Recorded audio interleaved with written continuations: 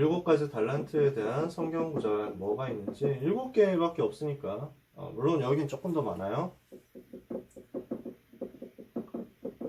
그리고 미션에 대해서, 미션이라고 하면 너무 거창하지만 실천할 부분에 대해서 조금만 얘기를 해볼게요. 자, 성경 구절 7가지 달란트에 대한 성경 구절 뭘로 찾을 수 있을까요? 제일 먼저 찾을 수 있는 게 7가지가 첫 번째 복음의 흐름이다. 두 번째 전도의 흐름이다. 세 번째 성경의 흐름이죠. 제일 처음에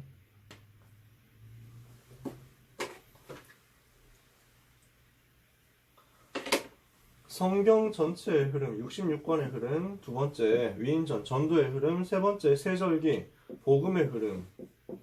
네 번째 예배의 흐름. 다섯 번째 이걸 가지고 나오는 오직. 여섯 번째 유일성. 일곱 번째 재창조. 이렇게 쭉 나와지잖아요. 그러면 성경 66권이 말하는 흐름이 어떤 흐름이 있느냐? 성경 66권은 창세기 3장 15절에서 시작한다. 성경에 나오는 복음의 흐름, 이렇게 볼 수 있겠죠. 성경의 흐름 여러분이 잘 아시는 구절들입니다. 창세기 3장 15절, 내가 너로 여자와 원수가 되게 하며 너의 후손도 여자의 후손과 원수가 되게 하리니 너의 후손은 너는 그의 발꿈치를 상하게 할 것이고 그는 여자의 후손은 너의 머리를 상하게 할 것이고 너는 그의 발꿈치를 상하게 할 것이니라. 사단의 머리를 깬단 말이죠.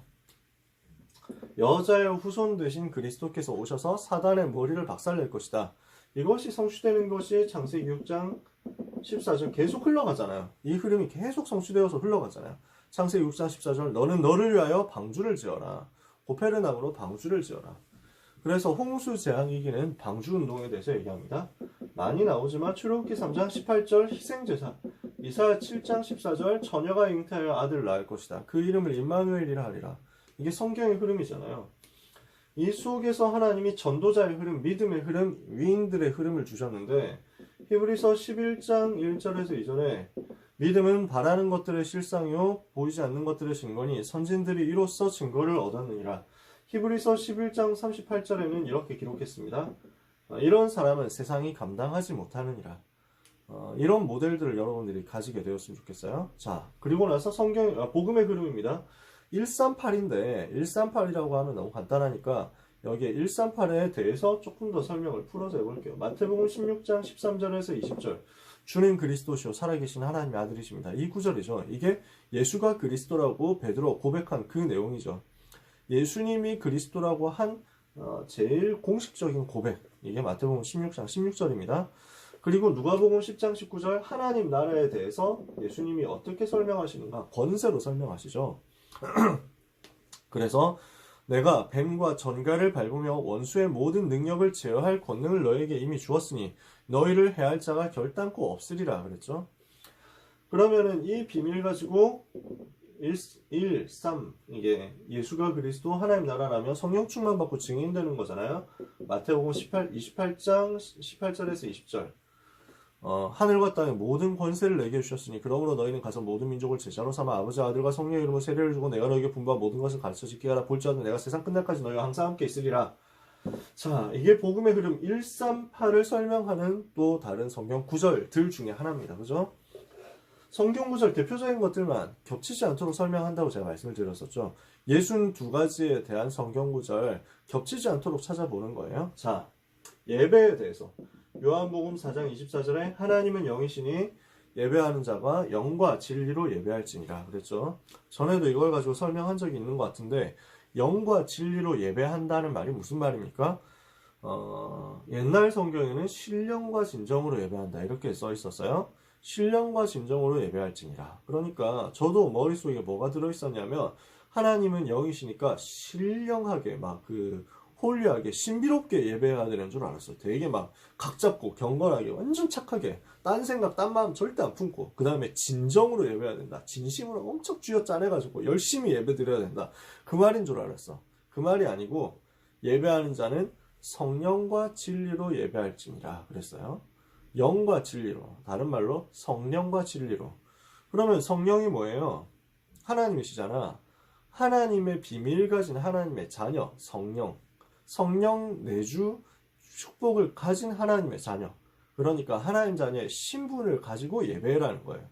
불신자는 예배할 수 없어. 하나님의 자녀가 예배할 수 있어. 그치? 그래서 예수 그리스도를 믿는 마음속에 믿고 영접하여 성령께서 내주하시는 신분을 가진 하나님의 자녀가 예배할 때 하나님 예배를 받으시는 거야. 요한복음 4장 24절. 성령으로 예배해라. 하나님 자녀의 신분을 가지고 예배해라. 그리고 진리로 예배해라 그랬잖아요. 진리가 누구신데요?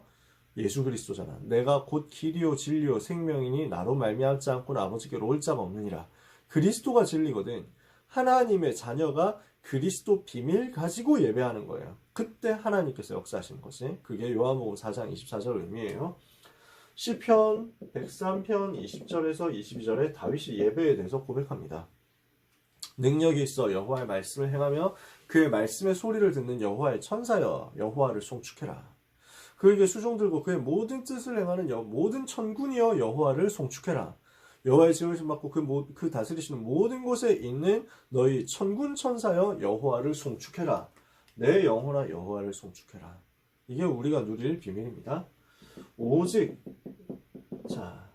이 답을 가진 성경과 전도와 복음과 예배의 답을 가진 렘넌트가 결단하는 거예요. 다니엘 1장 8절에 다니엘은 뜻을 정하여 왕의 진미와 마시는 포도주로 자기를 더럽히지 아니하리라 하고 환관장에게 구하니. 그래서 언약을 붙잡고 결단하는 그게 달란트의 시작이에요. 달란트를 찾는 오직의 시작이다. 그러면 하나님께서는 여러분의 달란트에 여러분의 기능에 증거를 주시게 되어 있습니다. 하나님께서 이 네 소년에게 지혜를 주시고 학문을 주시고 명철을 주셨다.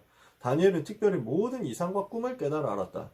왕이 불러가지고 물어보니까 다니엘과 세 친구보다 나은 자가 없으므로 그들을 높은 곳에 서게 했는데 이들의 지혜가 바벨론에 있는 모든 박사와 박수와 술객 합한 것보다 10배나 되는 것을 왕이 알게 되었다.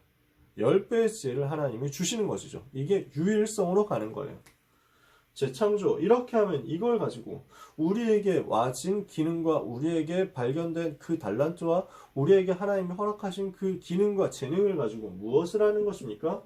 복음 운동하는 거예요. 로마서 16장 전체가 다 마찬가지지만 다 외울 순 없으니까 로마서 16장 3절 4절 대표적인 사람이잖아요.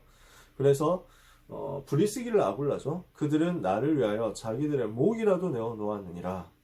그러니까 하나님께서 이제 여러분에게 달란트를 주시고 기능을 주시고 이것이 전문화되었을 때 흐름을 바꾸는 세계복음화의 주역이 되도록 만드시는데 이게 재창조다. 여러분의 틈에서 특히 여러분의 산업을 통해서 여러분의 경제, 여러분의 기능, 여러분의 학문을 통해서 하나님은 전도 운동을 하도록 만드실 거예요. 세상의 틀을 바꾸고 세상의 흐름을 바꾸게 하실 거예요. 이게 재창조에 응답받는 답이죠.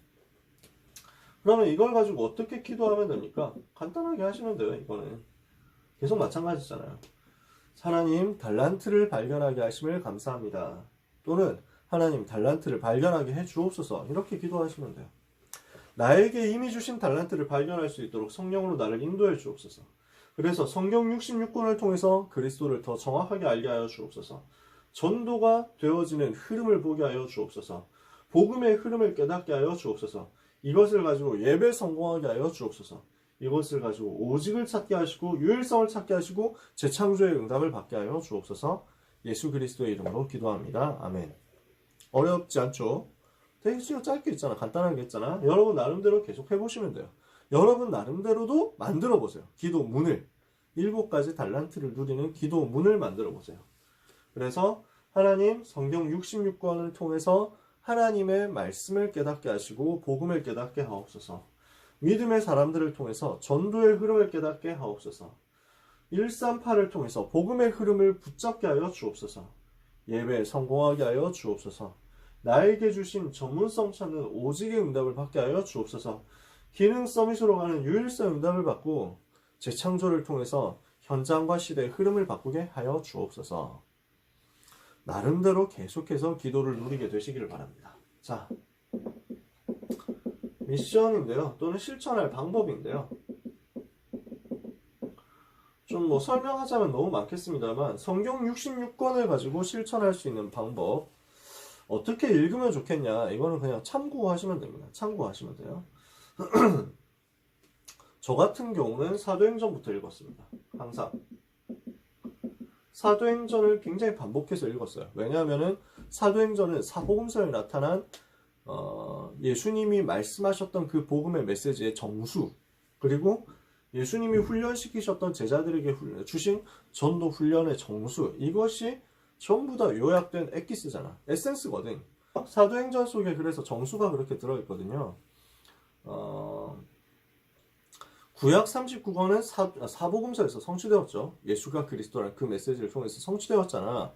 그 사복음서 마태, 마가, 누가, 요한복음이 사도행전에 요약되어 있어요.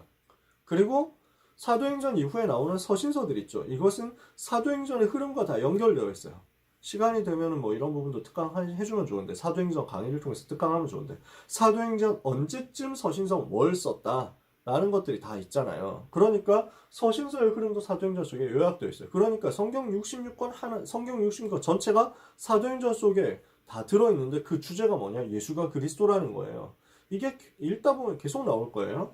초대교회가 전달했던 메시지가 전부 예수가 그리스도라는 메시지였거든. 이것을 찾는 거지. 저는 사도행전 제일 먼저 읽었고 제일 많이 읽었어요. 그러고 나서 서신서로 들어가고, 그러고 나서 복음서로 들어가고, 그러고 나서 구약으로 들어갔어요.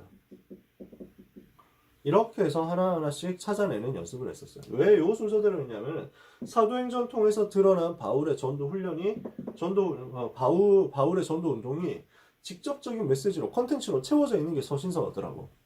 그러니까 사도행전에서는 바울이 이렇게 움직이고 이렇게 가서 전달했다라고 한 절로 되어 있는 그 내용, 예를 들면 사도행전 19장 8절에서 10절, 이번 주 우리 고등부의 강단 메시지 본문이었잖아요. 바울이 회당에 들어가 석 달 동안 하나님 나라에 대하여 강론하며 권면하되 어떤 사람들은 마음이 굳어 순종하지 않고 무리 앞에서 이 돌을 비방하거늘 바울이 그들을 떠나 제자들을 따로 세우고 두란노 성원에서 날마다 강론하니라. 이같이 2해 동안을 하며 아시아에 사는 자는 유대인이나 헬라인이나 다 주의 말씀을 듣더라. 그러면은 그 2해 동안 무슨 얘기를 했는데요? 석 달 동안 무슨 얘기를 했는데요? 거기에는 길게 안 적혀 있어. 그 내용이 서신서에 다 들어있는 거야. 바울의 직접 메시지가, 바울의 육성이 담겨 있잖아. 그러니까 이쪽으로 들어가게 되더라고. 저는 이렇게 해서 여기 사도행전에 나타난 컨텐츠를 채워간 거예요. 아, 이런 메시지를 했겠구나. 그러고 나서 복음서로 들어갔어. 왜냐? 예수님이 하신 말씀을 종교로 이해하지 않고 복음으로 이해해야 되니까.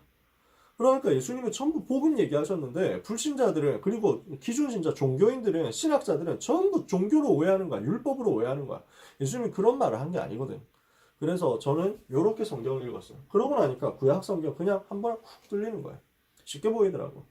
여러분과 나중에 성경을 읽을 기회가 된다면 이런 부분들을 좀 자세히 얘기를 해줄게요. 66권을 여러분들이 도전해 보셨으면 좋겠어요. 그래서 성경이 읽는 거 도전해 보셨으면 좋겠어요. 복음이 충만한 상태에서요. 그리고 나서 여러분들이 위인전 어떻게 읽을 것이냐인데, 일곱 랩넌트를 비롯한 위인들이, 일곱 랩넌트부터 우리가 성경에서 먼저 발견해야 되겠고, 그 다음에 성경 속에 나오는 인물들을 발견하면 좋겠고, 그리고 나서 성경에 나오지 않는 그 성경 이후 시대의 믿음의 위인들부터 좀 찾아냈으면 좋겠어요. 제가 이걸 쓰려고 했는데 쓰기에는 칠판이 너무 부족하고, 그리고 시간도 너무 많이 걸리는 관계로 제가 그냥 읽어줄게요. 어차피 원고는 나중에 또 카톡방 올라가잖아, 그치? 모르는 사람 저한테 질문하시면 돼요. 자, 위인전, 그 위인 명단 그냥 제가 대충 정리한 것만 읽어드릴게요. 일단 신학자, 전도자로서 루터, 마르틴 루터 있죠. 그리고 요한 칼빈, 장 깔뱅이라고도 합니다. 원래 프랑스어 쓰는 프랑스 사람이었기 때문에 장 깔뱅이라고 하는 게 맞는데, 한국에서는 영어식 이름으로 존 칼빈이라고도 많이 써요. 그 다음에 조지 뮬러, 이거 시간대로 쓴 게 아니에요. 그냥 생각나는 대로 쓴 거예요. 조지 뮬러는 고아의 아버지고 기도에서 5만 번 응답받았다는 사람이죠. 데이빗 리빙스턴, 아프리카 문을 연 선교사예요. 허드슨 테일러, 중국 문을 연 선교사예요. 에릭 리들 하면은 굉장히 여러분들 나중에 불의 전차 같은 영화로 나와 있는데, 올림픽 금메달리스트 출신인데 선교사였어요. 중국 선교사님. 아도니람 저드슨, 이 사람은 버마 선교사님이었어요. D.L. 무디, 한 시대 전도자였죠. 드와이트 리먼 무디예요.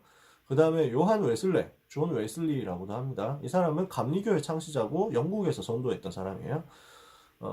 조지 휘트필드, 이 사람은 웨슬레를 세워준 사람이면서 동시에 그 시대 위대한 전도자였어요.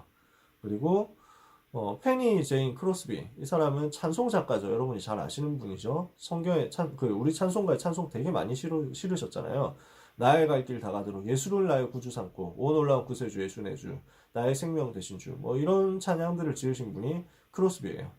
그 다음에 설교의 왕자라고 불렸던 분이 있는데 찰스 스펄전 목사님, 이분도 굉장히 그 19세기에 영국을 흔들었던 전도자예요. 그리고 존 버년, 이 사람은 철로 역정 지은 분이죠. 복음운동 하다가 억울한 누명을 쓰고 감옥에 갇혔는데, 그러니까 복음운동 한다는 이유로 핍박받고 감옥에 갇혔는데 19년 동안 감옥에 있으면서 어마어마한 위대한 작품들을 많이 남겼어요.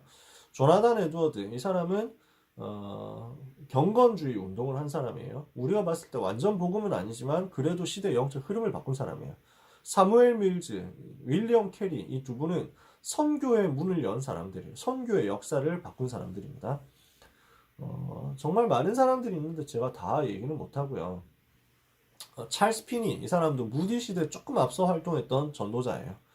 썬다싱이라는 사람이 있어요. 유목사님이 가끔 메시지에 언급하는 분인데, 썬다싱, 이 사람은 인도 사람인데 인도의 시크교도로서 복음 완전 핍박하다가 어느 날 하나님께서 강하게 역사하셔가지고 완전 뒤집어져서 복음 전하는 전도자가 됐어요.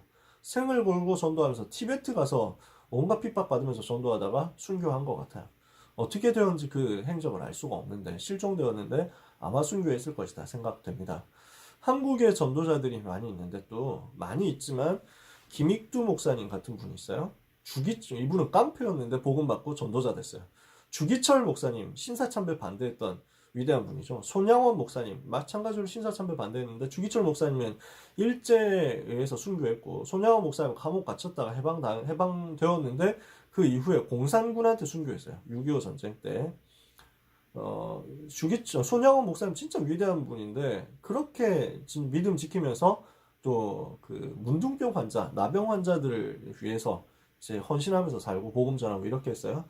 여수 순천에서 공산군이 일으킨 반란이 일어났어. 이때 손양원 목사님의 두 아들들이 그 공산군한테 죽었어. 살해당했어. 근데 그 살인자를 용서했어요. 그냥 용서한 게 아니라 자기의 양아들로 삼아버렸어. 어마어마하지. 그래서 너무 사람들이 충격받아가지고, 야, 예수 믿는 사람은 도대체 어떤 사람들이냐, 너무 충격받아가지고 그때 별명이 붙은 게 사랑의 원자탄이었어요. 원자폭탄. 그 일본의 원자폭탄 떨어진 지 얼마 안 됐을 때잖아. 그래서 사람들이 너무 충격받아가지고 감동받아서 그렇게 한 거야. 이성봉 목사님이란 분이 있습니다. 이분도 이분 여러분들이 잘 모르시겠지만 이제 이분은 진짜 복음 전하는 분이에요. 이분도.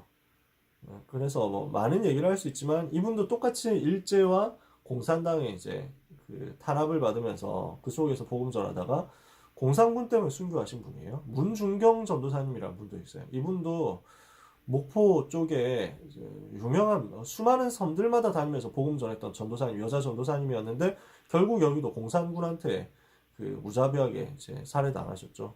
김준곤 목사님, 이분 한국이 낳은 세계적인 전도자고, 유광수 목사님 일찌감치 알아보고 유 목사님 도와주셨던 많은 도움을 주셨던 분이세요. 안희숙 사모님, 이분은 유 목사님 메시지에 많이 나오는데 죽으면 죽으리라 이런 책을 남기셨어요. 마찬가지로 신사참배 반대하고 그러면서 이제 해방 이후에도 계속 복음 전하고 하셨던 분이에요. 많은 사람들이 있겠지만 요 정도 신학자, 전도자 이런 쪽은 이렇게 정리를 해보고, 그 다음에 산업인, 성공자 이런 분들이 있어요. 여러분들이 잘 아는 분이 존 워너메이커 있죠. 백화점 왕 워너메이커. 그 다음에 존 데이비드 록펠러, 이 사람은 석유 왕이었어요. 석유 왕 록펠러. 이런 사람들이 있습니다. 그 다음에 뭐 대통령 지냈던 사람들 중에서 미국 대통령 우드로 윌슨 대통령, 그 전에 조지 워싱턴 대통령, 그 다음에 잘 아시지만 아브라함 링컨 대통령, 이런 사람들. 그 다음에 농학자인데요.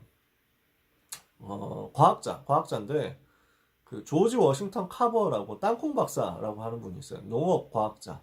그래서 이분은 흑인 노예 출신이었는데 복음 받고 완전 답을 얻어가지고 하나님이 주신 지혜 가지고 땅콩에 대한 어마어마한 연구를 많이 해가지고 시대의 흐름을 많이 바꾼 사람이에요.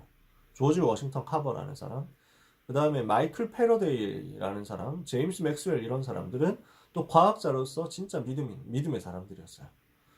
여러분이 과학자로서 롤모델을 찾아야 되겠다. 요 정도 찾을 수 있어요. 뉴턴 같은 사람도 믿음이 좋았다고 하는데 어떤 사람들은 또 믿음이 좀 이상했다 이런 사람들도 있어가지고 마음 놓고 추천을 못하겠지만 그래도 나름대로 성경 많이 읽던 사람이에요. 뉴턴은 과학 연구보다 성경 연구 더 많이 했다 할 정도로 그렇게 성경을 많이 봤대요. 그 다음에 정치인으로 또 있다면 윌리엄 윌버포스라는 사람이 있어요. 이 사람은 영국에서 노예 제도를 없앤 정치인이에요. 그리고 네덜란드의 정치인 중에 아브라함 카이퍼라는 분이 있는데 이분은 아예 신학자로서 어마어마한 업적을 남겼는데 또 동시에 네덜란드에서 정치로 완전 서밋으로 올라가서 수상을 했어. 네덜란드 수상이었어. 국무총리를 한 거지. 그런 인물들이 있습니다. 예술가로 핸델, 바하 이런 사람들 있죠. 조지, 게오르그 프리드리히 핸델, 그 다음에 요한 세바스티안 바흐 이런 사람들 음악가로서 성공한 사람들이죠. 스포츠 선수로서 유명한 사람들도 좀 있어요. 예체능 할 사람들 중에서 체육 쪽으로 가는 사람들. 제가 뭐 이런 쪽을 좋아하니까 이런 사람들 조금 찾아봤는데 특히 제가 가지고 있는 그 자서전이 있는데 마리아노 리베라라는 투수가 있어요. 야구 선수 투수가 있는데 이 사람 진짜 대단한 사람이야. 그 야구계에서 어마어마한 업적을 남긴 사람인데 근데 완전 믿음의 사람이야. 이렇게 해가지고 그 자서전을 남겼는데 자서전 읽어보면 야구 얘기보다 전부 하나님의 은혜였다. 전부 하나님이 하셨다. 당신도 하나님을 만나면 이렇게 될 수 있다. 뭐 이런 얘기만 다 써놨어. 야빠들이 도대체 이 사람 자서전 이 사람 책 나왔으니까 사야지 야빠로서 뭐 양심적으로 사야지 해가지고 봤다가 야구 얘기 없고 전부 신앙 얘기만 있네 이래가지고 혀를 찼다는 얘기가 있죠. 데이비드 로빈슨 같은 사람도 있고 막 워낙 많아요. 되게 스포츠 분야에서는 좀 믿음의 사람들이 좀 있습니다. 제가 시간 나면 관심 있는 사람들 물어보면 소개를 해줄게요. 한국 사람들 좀 있는데 한국의 성공한 신앙 위인전 몇 사람만 제가 아까 전에 뭐 주기철 목사님, 손양호 목사님 얘기했잖아. 이분들의 인생에 대해서 진짜 좀 알았으면 좋겠어. 그 다음에 여러분 뭐 유명하신 분 있잖아. 도산 안창호 이 사람 믿음의 사람이었다니까. 진짜 복음 가진 사람이었어. 남강 이승훈, 그 다음에 이상재, 뭐 이 사람 진짜 민족의 리더였잖아요. 조선일보 사장을 지냈었고 독립운동가였고. 그 다음에 여러분들이 어떻게 생각하는지 되게 궁금한데 이승만 대통령 진짜 어마어마한 사람이었어요. 이 사람 진짜 대단한 사람이야. 진짜 와 어떻게 이런 사람이 있나 싶을 정도로 대단한 사람이야. 나중에 여러분들이 연구를 좀 해보면 되는데 아무튼 한국을 낳은 사람이야. 대한민국이라는 나라가 있게 만든 사람이 이승만 대통령이다. 그 정도 대단한 사람이야. 근데 믿음의 사람이었어. 뭐 완전하진 않습니다만 실수도 하고 했지만 진짜 대단한 사람이었던 건 틀림없어요. 조만식 선생 이 사람도 민족의 지도자였고 물산 장려운동 이런 거 하신 분이었는데 나중에 김일성한테 숙청당했죠. 김환란 박사 이 사람도 요즘은 욕을 너무 많이 먹고 있지만 근데 진짜 민족 지도자였어요. 인촌 김성수 박사 이런 사람과 같이 한국의 교육을 지속하고 지탱했던 사람들이었어요. 장기려 박사라는 분이 있는데 이분은 의사로서 한국의 흐름, 한국의 의료 현장을 바꾼 사람이었고 녹십자라는 회사를 만든 사람이고 한국의 슈바이처라고 할 정도로 별명이 붙었었어요. 기업가로 많이 또 있겠지만 유일한 박사라고 유한양행 아시나요? 유일한 박사가 지은 회사예요. 여기 유일한 박사 같은 경우도 어릴 때 복음 받고 어릴 때 아버지 온 집안과 같이 복음을 받고 선교사님 따라서 초등학생 때 미국으로 건너가서 유학을 했어. 선교사님 가정에서 복음 그 선교사님 통해 가지고 소개를 받고 미국에 있는 성도님 가정에서 자라가지고 뭐 8살 때 미국 갔으니까 대단하지. 그 다음에 여러분들이 잘 모르겠지만 미국의 정치 쪽에 굉장히 서밋으로 올라갔던 사람이 제일 재미교포인데 서밋으로 올라간 사람이 강영우 박사라는 사람인데 이분은 장애인이야. 시각장애인, 눈이 안 보여. 근데 미국에서 대통령 보좌관까지 올라갈 정도로 어마어마한 성공을 한 사람이에요. 한 가지 여러분한테 팁을 드리자면 뭐 더 많이 있지만 대표적으로 몇 명만 소개를 해봤어요. 근데 한 가지 팁을 드리자면 슈바이처를 신앙위인으로 생각하는 사람이 있는데 슈바이처는 신앙위인이라고 할 수 없습니다. 왜냐하면 이 사람이 믿는 기독교는 오직이 아니었거든요. 오직 그리스도가 아니었어. 성경을 안 믿었어. 이 사람은 형식상 기독교인이라고 하지만 그래서 딱히 신뢰할 만한 사람은 아니에요. 그 다음에 또 몇 사람 있겠지만 다른 사람 누가 있을까요? 헷갈리면 안 되는 사람들 예를 들어서 그렇지 절대 속으면 안 돼. 테레사 수녀 이런 사람들 속으면 안 돼요. 이 사람은 불신자야. 테레사 수녀는 그냥 불신자 위인 전기도 우리가 읽을 수 있으니까 그래 이 정도 있구나 이런 사람도 있네 라고 착각할 수 있는 참고할 수 있는데 크리스찬은 아닙니다. 이 사람 예수 안 믿었어요. 테레사 수녀 죽을 때까지 영적으로 시달렸어. 그리고 마리아 믿어도 구원받는 거 아닌가요? 하는 운동이 천주교 안에서 많이 일어나요. 그 중에 대표적인 인물이 테레사 수녀예요.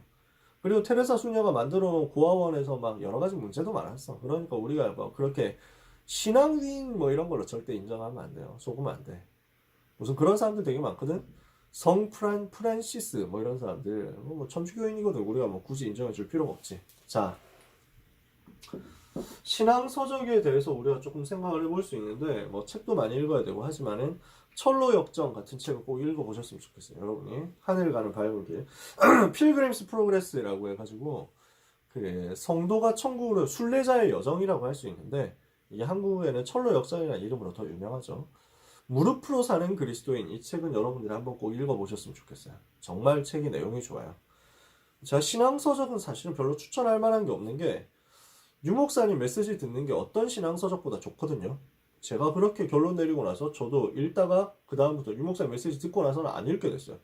못 따라가니까. 그럼에도 불구하고 추천을 좀 한다면 그 정도 철로역정 무릎으로 사는 그리스도인 이 정도로 꼭 읽었으면 좋겠고 선교사가 되려면 이라는 책도 있어요. 전도 선교 위해서 참고할 사람들은 참고해 보시면 좋아요. 제가 가지고 있는 책 중에서 재밌는 것 중에 하나가 요건데 만화로 보는 세계 선교 발달사라고 선교의 역사를 보여주는 책인데 그림을 보면은 약간 오글거리는 데다가 이제 먼 나라 이웃 나라를 좀 표절한 것도 좀 많아요. 그래서 물론 저작권 문제가 그렇게 심각하게 인식되지 않을 그때 만들어진 이제 아마추어의 책이라서 그런 부분이 있기 때문에 그냥 넘어가지만 약간 오글거리는 걸 참을 수 있으면 내용은 정말 좋아요. 선교의 역사를 배울 수 있기 때문에 이런 것들을 여러분이 참고해 보시면 좋을 것 같아요. 설명을 많이 하고 싶은데 시간이 이제 다 가가지고요. 예배 성공을 위해서 여러분들이 조금 도전했으면 좋겠다. 근데 예배를 어떻게 성공하느냐 이런 부분에 대해서는 제가 조금씩 얘기를 한 적이 있어가지고 오늘 얘기를 다 안 할게요. 모든 순서 속에 있는 복음을 찾아내라. 순서마다 복음이 들어있으니까 영적인 것을 누리세요. 이렇게 해서 예배 집중 속으로 들어가는 것을 여러분들이 이 7가지 실천을 위해서 조금 찾아내 보셨으면 좋겠습니다. 자, 미션 우리가 사도행전 계속 읽고 있잖아요.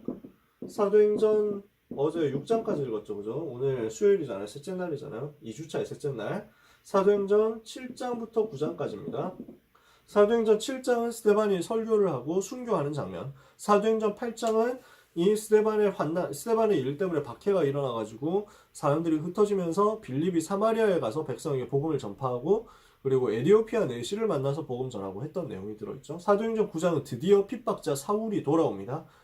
그리스도를 만나죠. 부활하신 주님을 만나가지고 인생이 변화되는 장면이 나옵니다. 이 핍박자 사울이 전도자 바울로 변하게 되는 내용이 사도행전 9장. 그리고 베드로가 루따, 사론 이런 지방으로 요빠 이런 지방 내려가가지고 복음 전하는 내용이 쭉 나옵니다. 요 사도행전 7장부터 9장까지의 내용을 여러분들이 꼭 읽어보셨으면 좋겠고요. 그러는 가운데 여러분 계속해서 기도 수첩 녹취하는 거 도전해 보셨으면 좋겠고 기도문 작성하는 거 해보셨으면 좋겠어요. 62가지 삶에 대해서 기도를 하는데 여러분이 여러분 나름대로 요 7가지에 대한 기도문들을 만들어 보세요. 이렇게 하면서 전도 대상자 명단 쓰기, 분석하기 지속해 주시기 바랍니다. 하나님은 렘넌트 여러분에게 이번 한 주간에도 은혜를 계속해서 주실 것이고 오늘도 은혜 주실 것입니다. 궁금한 거 있으시면 중간중간에 얼마든지 질문하셔도 좋으니까 질문해 주시고 그리고 출첵하실 분들은 출첵해 주시고 하면 되겠습니다.